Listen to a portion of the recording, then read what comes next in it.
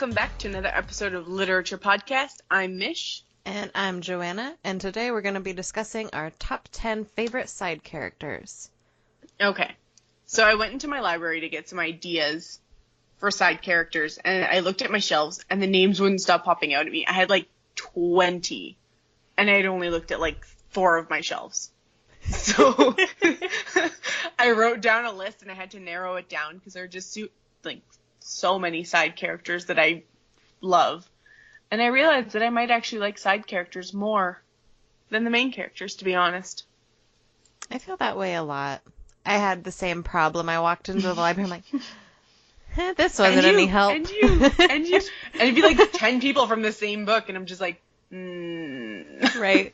Like, Harry Potter alone, I'm like, oh, I love all these. Oh, look, A Song of Ice and Fire. I like all of them. Yeah, it was really difficult to narrow down. Yeah, I feel like I narrowed it down to 1 per book. Like, I picked a couple series, and I just picked 1 per, even though I like so many. Same. This was a hard episode to narrow down. I feel like we could talk for years. On our top 100... top 100 side characters. I don't want to know how long that would be. Coming on to hour 5 of our side character discussion. And a few honorable mentions.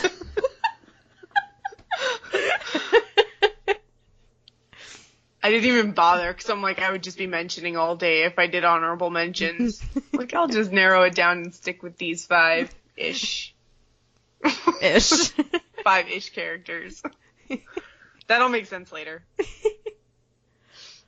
All right. Well, let's get into this. Some of our side characters. Mm-hmm. All right. So, obviously, my first favorite side character is Hermione Granger. She's not a side character. Yes, she is. She's one of the main 3. Yeah. She's not a side character. She is a Harry supporting. Potter's a side character. She's a supporting character, and the little head doesn't. Side character. The narrating head doesn't follow her around. Only when Harry's there. Yeah, but she's one of the main characters. But she's not the main character. Okay. I don't know, she's not a side character to me. That's like saying, like, Rhysand is a side character in ACOTAR. Well, he has his own perspective. Like, you get his narrative. Like, we never get Hermione's own narrative. Quite like Harry's. Yeah. Like, we get to know what he's thinking. We follow him around. We're the weird fucking freaky head that's like, and Harry did this! Harry was thinking and feeling. Oh my. And then there's a lot of Hermione and Ron. That's true. Anyway, I love the bitch. Fair. But I like how witty she is, and she's really snarky, and I know that that's not your favorite quality of her at all. But I like it. I like how she's really snarky with the guys. It's hilarious. But she's really dedicated to her schoolwork. To me, that's really admirable, because I feel like most people would just be fucking off like Ron and Harry, because it would really be hard not to. Let's be real. And she's super petty, but in an acceptable way. I can take her pettiness. But even though she's really a bitch to Harry and Ron for a lot of it, I mean, she is a really good friend that's unwavering. Even though they've done horrible things to her, Ron specifically. Like, she still has their best interest in mind, even if she's a bitch about it. Though I still feel like she shouldn't have married Ron at all. No. I'm still a Fred. It's so weird. From Fredmine. From Hermione. It's really horrible. But she was one of the first side characters. I'm like, I really like her. She stands out to me a lot. Because I feel like at that point in my life, I'd only read a lot of, like, the main character, and then the side characters didn't really have anything about them. Mm-hmm. Like, these are my best friends. They have no personality. I find, like, a lot of books are like that, actually. Yeah. But when they have good side characters, then all of a sudden they have, like, a million good side characters. But That came later in my life. All right, so my first side character is going to be Luna Lovegood from Harry Potter. I absolutely love Luna. She's just so unapologetically herself, and I admire the crap out of that. Like, she doesn't care what people think of her. She's going to live her life the way that makes her happy. She's going to wear what she wants, you know, radish earrings and whatnot, and butterbeer corks. She does what she wants. She says what she wants. She has such a whimsical feeling to her that is somehow so crazy and so relatable at the same time. She's just such a sweetheart with a heart of, like, pure gold. She's always willing to help out, always so positive and supportive. And honestly, she's, like, super freaking smart. She's like goals. I want to be like Luna. She's in Ravenclaw. I know.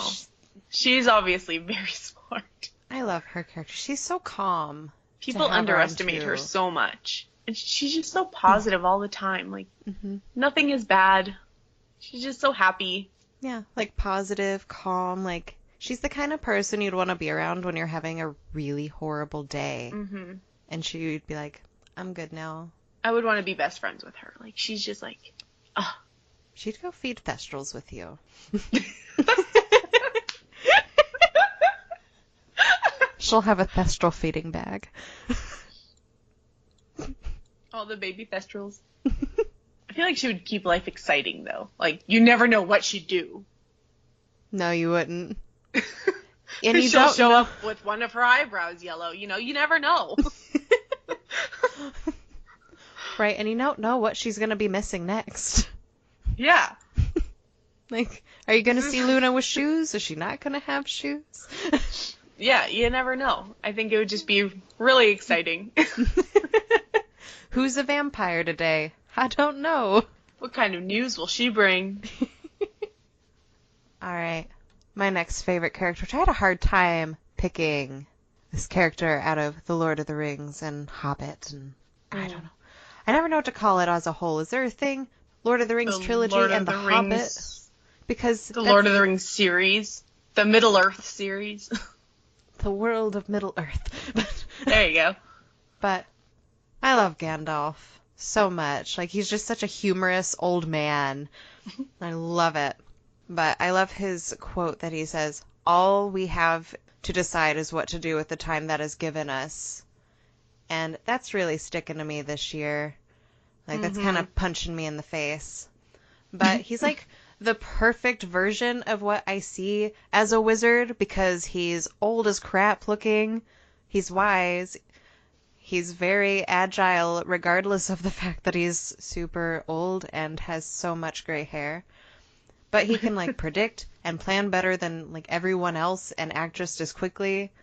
And, like, his dialogue is hilarious. Like, okay, the very beginning of the Hobbit book, when, good morning, said Bilbo, and he meant it. The sun was shining, the grass was very green, but Gandalf looked at him from under his long bushy eyebrows that stuck out further than the brim of his hat. What do you mean, he said. Do you wish me a good morning, or mean that it is a good morning? Whether I want it to or not, or that you feel good this morning, or that it is a morning to be good on. Those are big-ass eyebrows. Because he has a big-ass hat, too. Like, I love that. Just, something's good morning, and he just makes it overly complicated, and I love it so much. But, like, seriously, without Gandalf, Thorin and company wouldn't have made it. Frodo and the Fellowship of the Ring wouldn't have made it. He's just a badass, he's powerful, and he has way too many amazing quotes that could possibly fit in this episode. So, just a really hilarious old man that is a badass. And I love him. True. I'm picking up the books finally this year, so I shall see. I am rereading. I love him in the movies, though. I do, too. All right. So my next one, this one was hard because I like so many people from the Hunger Games trilogy. But I went with Cinna because he's a badass right from the beginning, in my opinion. He already stands out of the crowd by basically dressing in, like, jeans and a t-shirt when, like, the capital is anything but simple. he's just so down to earth, and he's normal, and he's like exactly what Katniss needs when she gets there. He's like the calm before the storm. Everyone else is all like high strung around him, and he's just like, I'm sorry that you have to go through this. And he really gets it. He sympathizes that this is not a good thing that she is doing. Like, this is not a good thing when everybody else is like, yeah, let's do this. Let's kill some people. And he's not like that at all. He's such an amazing designer. Like, the outfits that he creates, he's obviously good at what he does. But I like that he uses the fashion as a statement and makes his point with it. He knows that these games are wrong. He doesn't agree with the Capitol, so he makes his clothes and adds touches of rebellion in them. And he fights for what's right, and it does end up getting him killed, so that sucks. But he's just such an amazing character that has such a huge influence on everything. Like, even in the second... Is it the second books that he gets killed? I think. Yeah. I think so. Even in the second book, he goes on and does the wedding dress thing where it turns into the Mockingjay, and it messes with Katniss to see him be beaten, and later on he sends another outfit. I love him so much. He's a really good character. I loved him. Is it sad that I had a hard time narrowing down characters, and yet I didn't even look at the Hunger Games, and I didn't even have that to contend with in the... And I'm like, oh yeah, there are a lot of amazing side characters. Oh my goodness. In that one alone, I had like him, I had Effie, I had Mich, I had Finnick. There's so many good side characters in the Hunger Games. I like Mich. He's one of the best.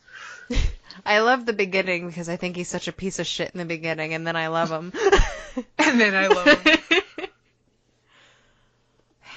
So that makes me sad. I was attached to him. Mm-hmm. But without him, like, a lot of the story would be much different. Yep. What?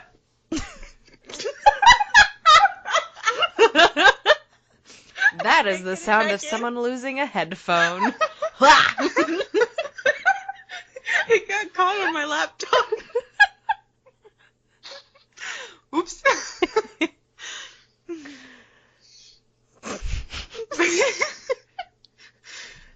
Well, you don't try to get comfortable in the middle of a podcast, people.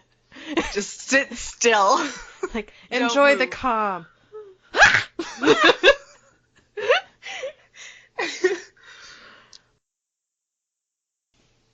Alright, my next one is Manon Blackbeak from the Throne of Glass series. I never thought that I would love this character as much as I did when she was first introduced to the books. I didn't like her at first. Yeah, like, I figured because we were getting her perspective, like, that she would improve, but at first I'm like, I might tolerate her. I figured I'd tolerate her at best. But when she got with Abraxos, huge fan. Huge fan. But she's just like an astonishingly complex character that she grew so much from what she started, especially from... When was she introduced? Was it Queen of Shadows? I don't think she was in...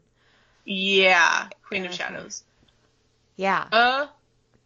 Yeah. Because Air of Fire was before, and that was when...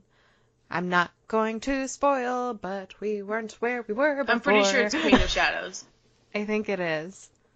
I don't know. I'll have to reread sometime. But she's fucking badass. She's a badass witch. She is a warrior, and she's like a fantastic leader, which is probably kind of a spoiler, but whatever. But the way that she treats a lead is just phenomenal, and it wasn't something that I would expect from a character like her. And she continues to make decisions that shook me as a reader. I'm like, holy shit. What? And then, just loved her. But Kingdom of Ash, I felt so sad for her. That book crushed me. Goodness. And every fiber of my being. So many tears. But, yeah. She's just an amazing character that, again, because I didn't like her at first, I like her more. Because she really, grew on you, right? Yeah. Yeah. And I also love Abraxos. It's hard not to. Like, if anybody doesn't like him, you're a monster. Like, Yeah. why? Like, Why are you even reading these books then? Right? Fuck off. You don't deserve to read these books then. No. I like her. Now. Okay, so my next one. So it was from the Twilight series. Again, I had like 10 of them, because fuck. But my pick is going to be Seth Clearwater from Twilight. He is adorable. So he's the youngest werewolf of the pack. I think he's 14 or 15. And he just has so much enthusiasm and like pure joy at finding out that he's a werewolf. Where like all the other people are like, oh, it's a curse. And he's just like, this is awesome. Yeah, let's do this. Like, we're werewolves. I just think he's so like pure and he's just so witty. And at times you see how smart he is. Where he kind of brings his own opinions to the table. Even though he's usually ignored.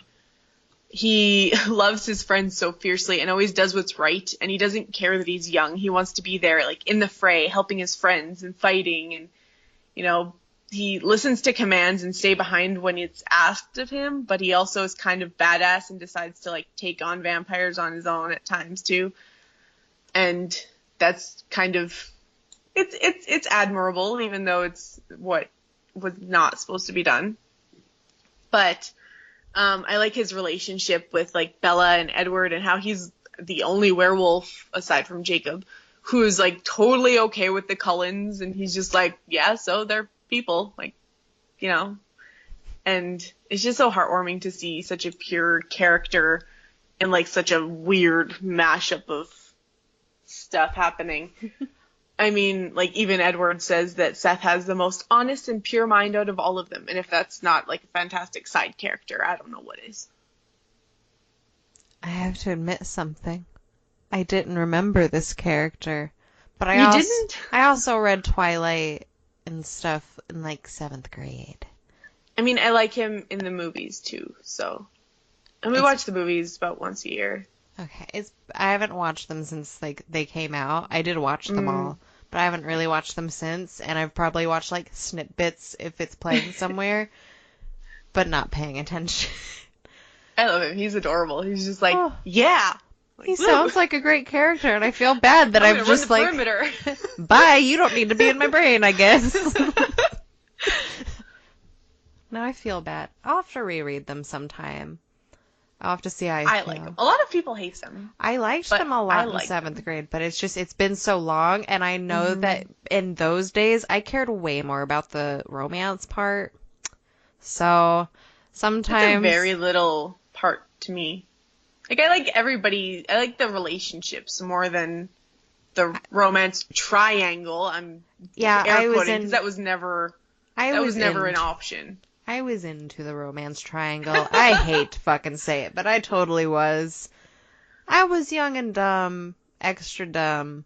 In my opinion, there is no triangle. It was always going to be Edward or nothing. Because she punches Jacob when he tries to kiss her. Like, obviously she's not interested. It was not an option. Sorry, man. Yeah. I'll have to reread them sometime. Someday. I have other priorities right now. True. On City of Glass right now. And how are you liking it? Well, I'm not very far in, but I'm liking it. Good. You're getting there. I am getting there. I think my goal is to finish before you come here. All of them? Or City of Glass? No. All of them from that series. Not all Cassandra Clare. Okay. Hot damn. 14 books. Yeah, no. Thinking just the Mortal Instruments series. Just the 7. I think I can manage that. There we go. Alright, moving on. So, my next favorite side character is Jaqen H'ghar from the Song of Ice and Fire series. Some of you probably know him better as the Faceless Man. It's typically what I call him because his name, I suck at saying it. It's already proven. But like, this character's really complicated with me, which again is probably why I like him so goddamn much. I keep saying that. But I love his character, but I also fucking dislike him still. Like, there's still things about him that I don't like. Like, at first he was confusing to me, and then I really liked him, and then I started to dislike him, yet still loving everything about him. I'm a complicated person. But when he's introduced, like, he's just like this really weird prisoner that's like half red hair, half white. I know in the show that it is different. I was just going to say, I'm like, I don't remember that. No, in the book it's different. There's a few characters that look different. Like Tyrion looks much different in the books than he does in the show. He is very much this way too, but I wish they did that in the show because it shows how creepy he is. But like he's just like, he seems really deranged, like he's talking in third person, and you're like, what the fuck? Who are you running into, Arya? Like, what are you doing at this point? And even though in the end she goes through a lot of hell on his account, I mean, she does kind of live thanks to him too, but she also wouldn't be alive at all. She wouldn't be as skilled had she not met him. And even though he's a good/bad person, depending on your perspective, she needed him in that book so badly because she's one of my favorite main characters. Love Arya. But I would never want to actually deal with him, and I would never want to go through anything he put Arya through. No. But he's a very complex side character, and he's very quirky, and he stands apart from a lot of characters that I've seen in the past. I love and hate him. Like a love-hate relationship. It is. Okay. So my next one is technically 3 people, but you can't really... The problem with this one, you can't really pick one because they're in every situation together. They're a team. It's hard. So my next one, technically 3, is Mary Ann and Lucy from the Selection series. So they're America's maids in the series, and they are always together. I feel like you can't really just single one out for this. Like, one is, you know, loving and compassionate, and another one is creative, and the other one is willful and strong and, like, really take charge. And it's just, they balance each other out so well that you can't just pick one. But they go... And they're so selfless, helping dress, wash, feed, support her in the competition. Yes, they're her maids, but they become like her best friends. And it's just so nice to see these girls supporting her through this situation that she technically didn't want to really be in, but is doing it for her family. They're just 3 of the most loving, pure side characters on the planet. And I can't help but want the best for all of them. And even though some of their stories don't really go the best for their personal lives, you just can't help but love them. And they're just so sweet. They're like little mother hens. I love them so much. Like 3 Molly Weasleys, maybe? I've kind never of read Selection series. They're just so, they make you want, like, ladies in waiting, so you can just, like, let them skip out on their duties and, like, have pillow talk with you, you know, like, they're there to make her life more comfortable and, like, draw her a bath, and she's like, no, like, let's just talk, or, you know, like, I just love them so much. Alright, my next side character, which is my last side character, is Lucien Vansera. I don't know if I'm pronouncing his name correctly. Well, I didn't know his last name was in there, so. It's not often. I actually had to try to Google find it. Like, I love him. What's his last name? That's fair.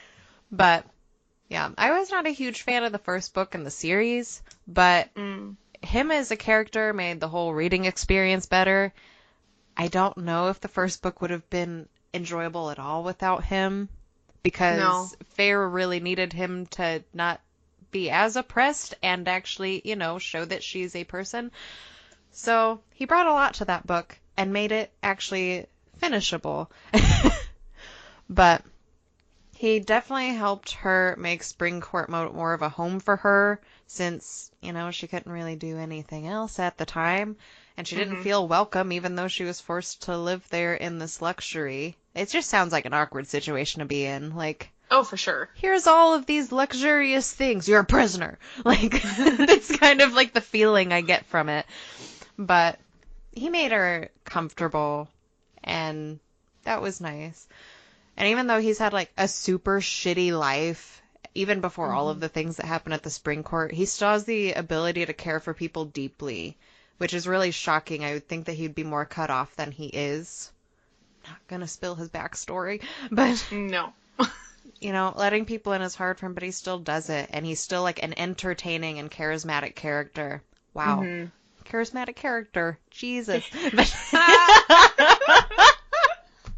But, he has a really deep sense of right and wrong, and he can understand how those two edges can blur together, and he acts accordingly to what he thinks is best for the people he loves, even if he's betraying people that he also loves. Good character. He has a really shitty position overall. Yeah, he does. He cares too deeply. I really do love him as a character. Like, even in the newer ones, he's just really funny. And, he's such a good one. He is. Okay, so my last one. I was going through the book, and I couldn't decide who, but the Suriel from A Court of Thorns and Roses series, I think I said Thorns, I'm not sure. I think you said Thorn. I think you're good. I loved him so much. So he was, like, super sassy and funny and witty, and he just really grows on anyone who reads the books. Yes, I think he was meant to be, like, scary for her, because they were like, ooh, don't go looking to catch him, and she was like, well, fuck you, I'm gonna do it anyway. And I'm so happy she did, because the relationship that they all of a sudden just, like, bonded into was just so heartwarming, and, like, he appreciated that she didn't want to abuse his knowledge that he could obviously give her, because he has vast knowledge of everything. And I think that he really appreciated that she was just more genuine and wanted to know what she wanted to know. And I liked the friendship that bloomed between them, and I think he really, obviously, because things happen where, things happen, and he obviously cared for her so much that he was willing to die for her. Spoiler alert, obviously. But, after a certain bitch kills him, you just can't help but have your heart break for this character. I just loved him so much. And I liked what he brought to the story. He's a good character. I remember the first time she goes looking for the Sur, and I was like, bitch, you gonna die. Like, right? Everyone's so certain that if you try, you're just gonna die, and she meets with him multiple times. And then he's just, like, gossiping and, like... So good. Oh, I love him. That was all we had for today's episode. Let us know who your favorite side characters are in the comments. If you'd like to get more lit, please be sure to subscribe to us on Podbean, iTunes, Spotify, Castbox, or anywhere else you can find us. All of our other social media will be linked in the description below. If you liked this episode, be sure to leave a like or rate our podcast. It really helps us to keep doing what we love. Until next time, bye. Bye.